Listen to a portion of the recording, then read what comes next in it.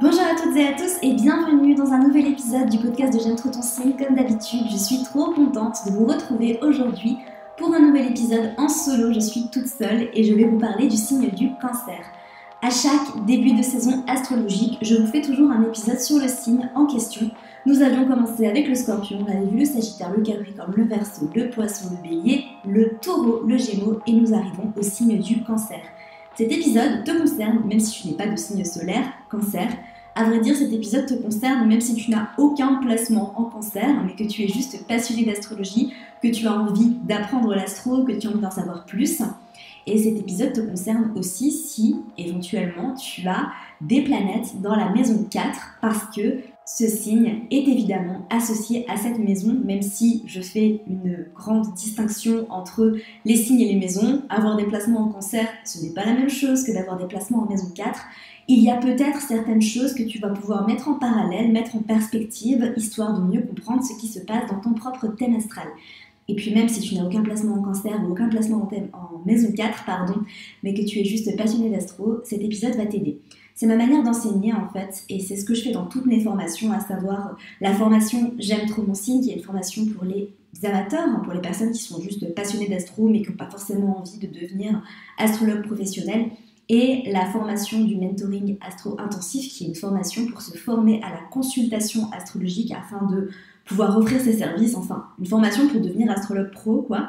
Eh bien, j'enseigne toujours les énergies à l'état brut, et ensuite, je vous apprends à interpréter les placements à travers toutes les planètes et toutes les maisons. Voilà, c'est comme ça que je procède. Je vous donne une méthodologie pour vraiment réussir à interpréter par vous-même ce que ça signifie d'avoir n'importe quelle planète dans le signe du Cancer. Et du coup, avoir un ressenti global, une information très générale sur ce que représente cet archétype à l'état pur va vraiment vous aider et vous faciliter le travail. Et je trouve que c'est beaucoup plus pédagogique en fait de fonctionner comme ça, parce que ça va vraiment vous aider à avoir l'interprétation du signe dans toute sa multidimensionnalité. Voilà. Donc aujourd'hui, on va parler de ce signe et à vrai dire, c'est un signe que je connais bien et je vais vous parler aussi un petit peu de pourquoi c'est une saison qui peut être un petit peu plus tendre, un petit peu plus émotionnelle. Vous allez le comprendre, hein. D'ailleurs, si vous avez lu la newsletter sur la saison du Cancer, vous le savez déjà. C'est un signe qui est extrêmement sensible, extrêmement émotif, extrêmement connecté à son intérieur. Et c'est vraiment une saison aussi, hein, globalement la saison du Cancer, même si ce n'est pas un épisode sur la saison du Cancer et que tu peux l'écouter n'importe quand, c'est une saison qui est vraiment là pour nous aider à reconnecter avec ce qui se passe à l'intérieur de nous. Okay, donc le Cancer est un signe d'eau cardinal, donc dans la roue du zodiaque, hein, si on prend dans l'ordre, c'est le 4e signe du zodiaque, et c'est le premier signe d'eau. Et c'est un signe qui est cardinal, c'est un signe qui va de l'avant, c'est un signe de leadership, c'est un signe qui est là justement pour initier. Avec le Cancer, on commence la saison de l'été. Voilà, d'ailleurs, le premier jour de la saison du Cancer, c'est le solstice d'été, c'est le jour le plus long de l'année. Et c'est justement un signe d'eau, un signe gouverné par la lune, et un signe qui est quand même très connecté à l'énergie yin, au fait de materner. C'est l'archétype de la maman. Il y a plusieurs signes dans le zodiaque qui peuvent représenter cet archétype-là. Le Cancer, c'est vraiment, je dirais, celui qui est le plus représentatif de cette énergie de protection, de maternité. Voilà. Alors quand je dis maternité, ça ne veut pas forcément dire avoir des enfants, mais ça peut aussi vouloir dire concevoir des projets, concevoir plein de choses en fait. C'est vraiment un signe créateur. Voilà. Donc c'est un signe qui va avoir envie de couver, de prendre soin, de protéger, qui est très orienté vers son ressenti, qui est gouverné par la lune, donc qui peut être d'humeur assez changeante. C'est assez anecdotique, mais j'ai une très bonne amie à moi qui a son copain qui a des placements, pas mal de placements dans le signe du Cancer, et qui me disait, en fait, il sort de la maison en étant tout amoureux, tout doux, tout de bonne humeur. Il revient 5 minutes après avoir été à la boulangerie, et il est dans un état complètement différent. Eh bien oui, parce que c'est un signe qui est très lunaire et c'est un signe qui peut changer très vite et très rapidement d'émotion. Voilà, parce qu'il est très connecté à ce qui se passe à l'intérieur de lui. C'est un signe de sécurité et c'est en ça que ce signe rejoint aussi le signe du taureau. D'ailleurs, la lune est à domicile en cancer et elle est exaltée en taureau. Et elle indique aussi ce besoin de sécurité matérielle. Et ici, on va vraiment être dans une sécurité qui n'est pas seulement matérielle, mais qui est vraiment une sécurité d'ordre plus général. C'est un signe qui peut beaucoup se protéger parce que, comme son symbole, le crabe, il a une carapace, il est tout doux à l'intérieur. Et parce qu'il a peur d'être blessé, parce qu'il est extrêmement sensible, qu'il ressent les choses à 4000%, il peut se montrer très méfiant, il peut avoir tendance à se renfermer et il peut avoir du mal, plutôt je dirais pas du mal, mais il a besoin de temps pour réussir à se mettre en confiance. Voilà, donc on repense à ce symbole, hein, c'est une carapace dure qui se protège, mais qui est tout doux à l'intérieur. Donc évidemment, on peut ressentir de la distance au début de la part des personnes qui ont pas mal de cette énergie dans leur thème astral, parce que justement, ils se mettent à distance, ils se protègent et ils attendent de se mettre en confiance. Voilà, c'est une énergie de protection, donc qui va se protéger soi-même, mais qui va aussi être furieusement protecteur envers les personnes qui sont proches, les personnes de son entourage, en particulier sa famille, ou alors les personnes qu'il pourrait considérer comme sa famille. C'est un signe d'intériorité qui aime être chez lui, dans son cocon, qui a aussi tendance à vider son verre et à tout donner aux autres, qui va avoir besoin justement d'apprendre à se reconnecter à lui-même, parce que quand ce signe donne, il donne énormément, il donne tout. C'est un des signes de l'amour inconditionnel, vraiment, qui a cette capacité à donner, donner, donner.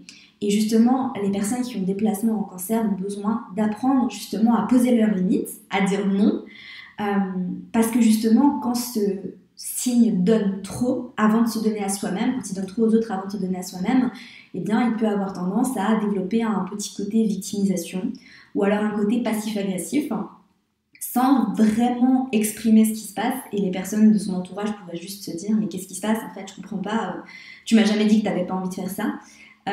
Et du coup, voilà. Donc c'est un signe qui est aussi très attentionné, qui est très doux, qui a beaucoup d'amour à donner. C'est un signe qui est aussi très connecté au passé, pour le coup, alors que le Gémeaux était très connecté à ce qui se passe après, au futur, à l'avenir, ce qui a vécu, hein, on se rappelle, dans l'épisode du Gémeaux, je vous en parlais, développer une forme d'anxiété en fait. C'est la peur du futur parce qu'il se passe beaucoup de choses dans la tête, c'est un signe qui est très connecté à sa tête ou mental, alors que le cancer c'est plutôt un signe qui regarde en arrière, qui est nostalgique, qui pense beaucoup au passé.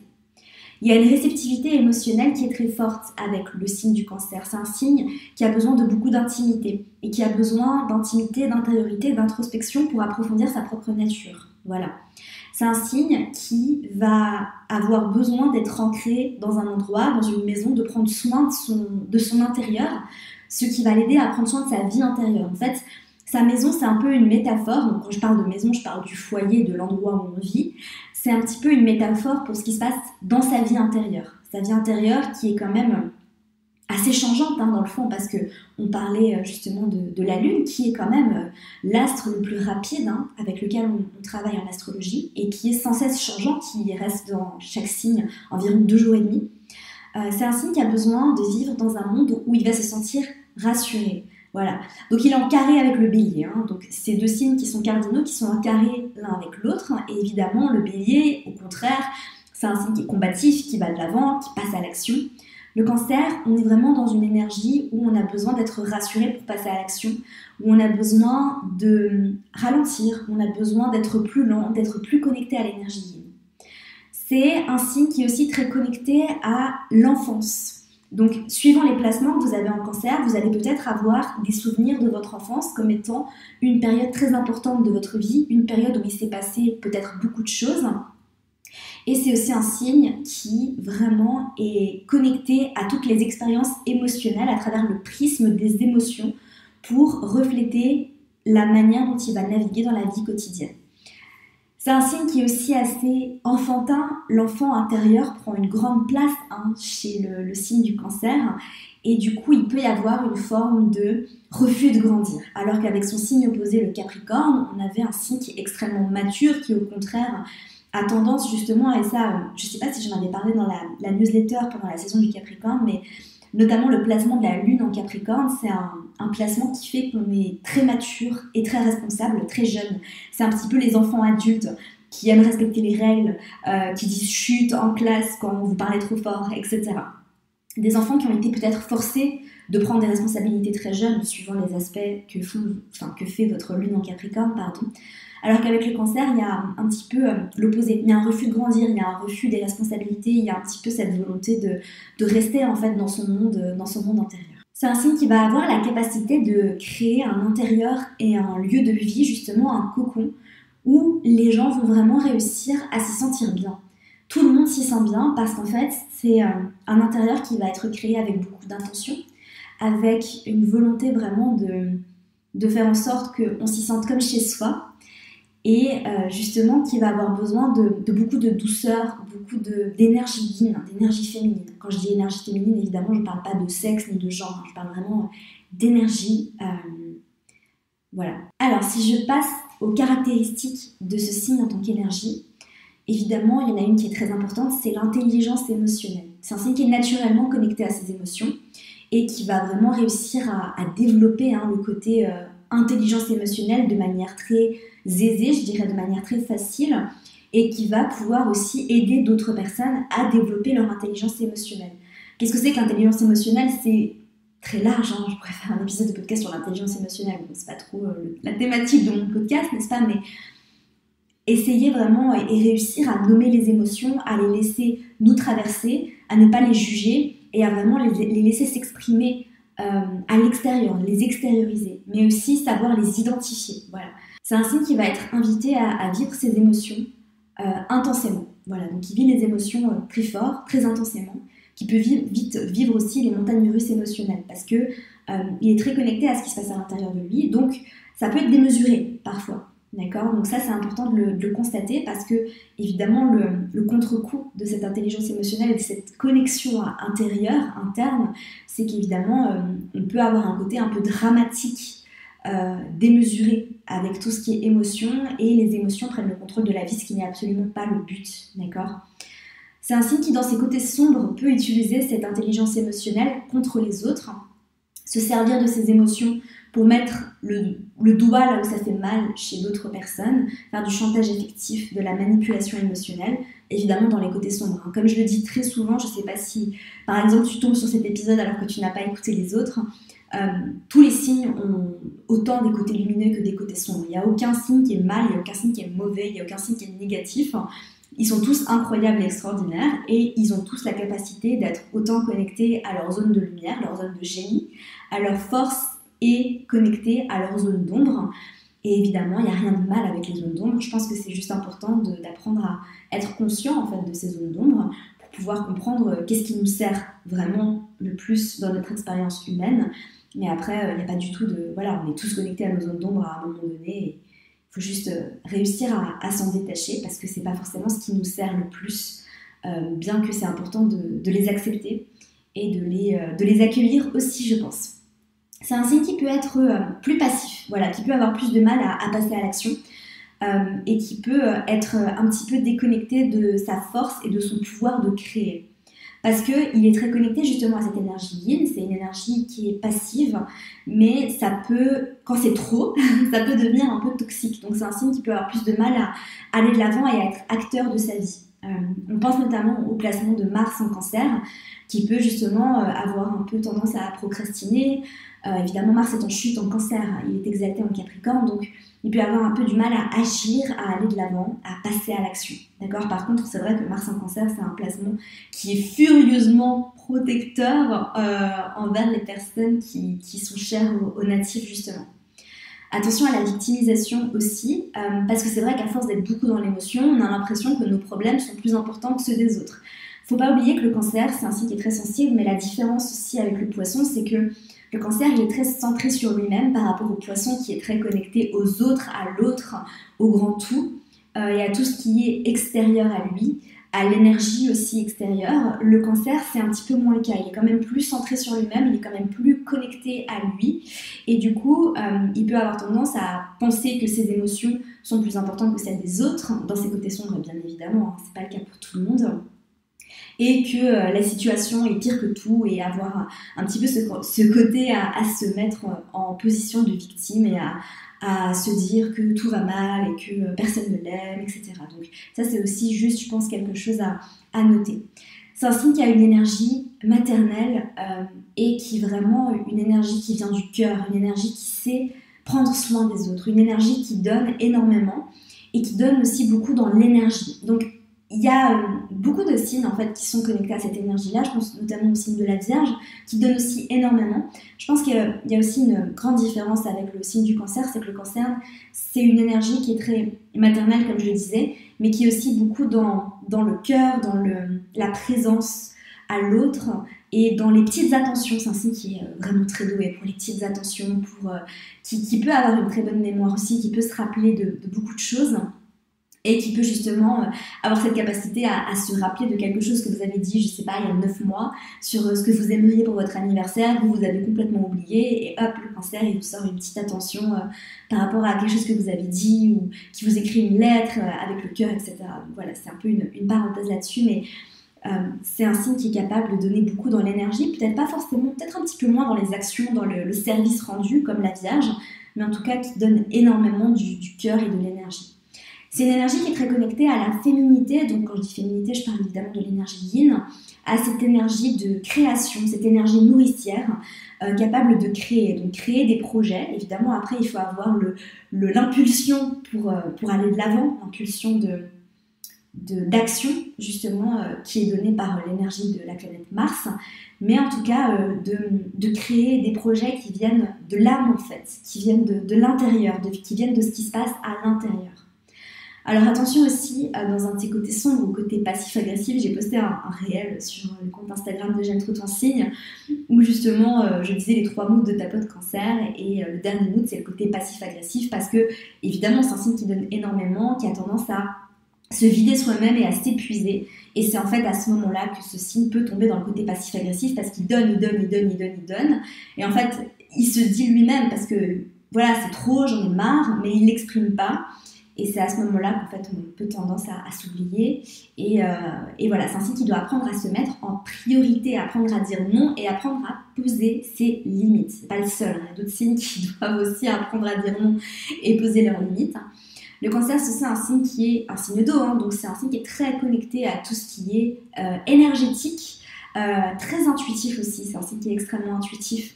Un signe qui ressent les choses aussi, qui a une intuition très développée, ça c'est un petit peu le cas de tous les signes d'eau. Et c'est un signe qui est très connecté à tout ce qui est thérapie énergétique, qui ont en fait vraiment une aura qui fait du bien, une présence, une énergie rassurante qui fait du bien, qui peut aider les autres à s'ouvrir. Voilà. Il y a aussi cette capacité, comme je le disais, à guérir par l'amour inconditionnel, par cette énergie lumineuse. Et donc, c'est des personnes qui peuvent aussi avoir des prédispositions pour tout ce qui est guérison énergétique, médiumnité, tout ce qui est relatif à la spiritualité aussi. Voilà. Donc voilà, on a fait le tour de cet archétype du signe du Cancer. Évidemment, il y a encore beaucoup de choses à dire dessus. Je pourrais vous faire un épisode de 4 heures, mais je vais m'arrêter là. Je vais essayer d'être concise. J'apprends à être concise. Je sais, c'est pas quelque chose de naturel chez moi d'être concise, d'aller droit au but, de pas faire des parenthèses. J'essaye de m'améliorer, j'essaie vraiment de travailler là-dessus. Donc voilà, j'espère que cet épisode vous aura plu, parce que c'est vrai que j'avais fait passer un sondage il y a quelques temps où je vous demandais qu'est-ce que je pourrais améliorer dans les contenus que je crée, et notamment quelque chose qui revenait assez souvent, c'était le fait que je m'égare souvent et c'était toujours dit avec beaucoup de bienveillance, hein, parce que j'ai une communauté qui est vraiment merci à vous d'être aussi gentil, d'être aussi bienveillant, parce que ça fait trop plaisir et je suis extrêmement reconnaissante de chacun d'entre vous. Et c'est vrai que j'essaie de faire des efforts par rapport à tout ça. Voilà. Donc j'ai essayé d'aller droit au but.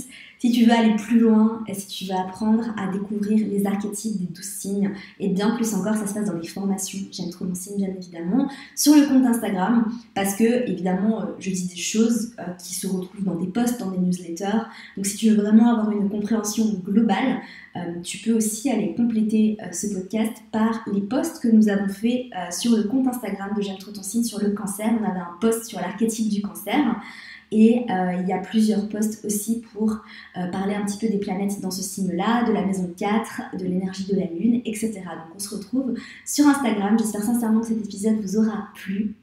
On se retrouve mercredi prochain pour un épisode assez différent. Voilà, j'ai hâte, je vais vous l'enregistrer juste après, tout à l'heure.